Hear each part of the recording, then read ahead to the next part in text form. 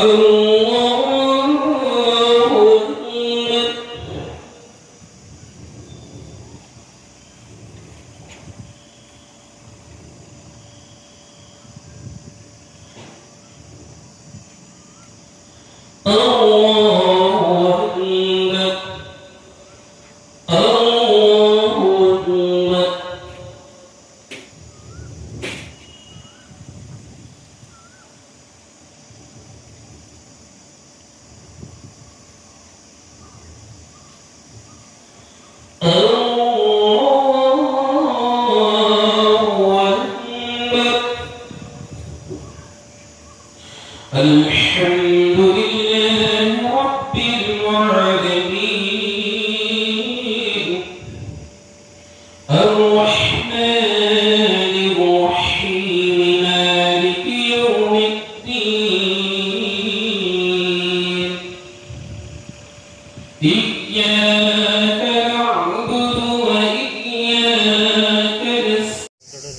ಬಕ್ರೀದ್ ಹಬ್ಬ ಇಡೀ ದೇಶದಲ್ಲಿ ವಿಜೃಂಭಣೆಯಿಂದ ಆಚರಿಸಲಾಗಿದೆ.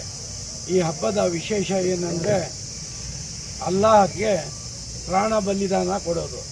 ಅದು ಕುರಿ ಮೇಕೆ ಕೊಡುವ ಸಂಪ್ರದಾಯದಿಂದ ಈ ಪ್ರಾಣ ಬಲಿದಾನದ ಹಬ್ಬವನ್ನು ವಿಜೃಂಭಣೆಯಿಂದ ಚಿಂತಾಮಣಿ ತಾಲೂಕು ಇಡೀ ದೇಶಾದ್ಯಂತ ವಿಜೃಂಭಣೆಯಿಂದ ನಡೆಸಲಾಗಿದೆ. ಪ್ರತಿಯೊಬ್ಬರು ಅವ್ರಿಗೆ ಒಂದು ಕೆಪಾಸಿಟಿ ಇದ್ದರೆ ಅವರು ಒಂದು ಕುರಿ ಬಲಿದಾನ ಕೊಡಬೇಕಂತ ಸಿದ್ಧಾಂತ ಪ್ರತಿಯೊಂದು ಮನೆಯಲ್ಲಿನೂ ಒಂದೊಂದು ಕುರಿ ಬಲಿದಾನ ಕೊಟ್ಟಿದ್ದಾರೆ.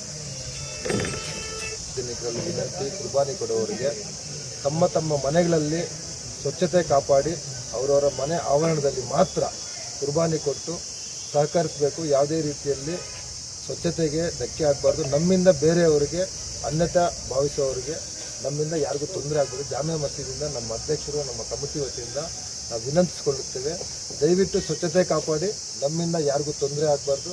ಕುರ್ಬಾನಿಗಳನ್ನು ನಿಮ್ಮ ಮನೆಗಳ ಒಳಗಡೆ ಕಾಂಪೌಂಡ್ ಒಳಗಡೆ ಮಾಡಬೇಕಂತ ವಿನಂತಿ. ಸಹಕರಿಸಿದ್ದಕ್ಕೆ ಪೊಲೀಸ್ ಇಲಾಖೆಗೆ, ನಗರಸಭೆಯವರಿಗೆ, ನಮ್ಮ ಎಲ್ಲ ಪತ್ರಿಕಾ ಮಿತ್ರರಿಗೆ ಎಲ್ರಿಗೂ ವಂದನೆಗಳು.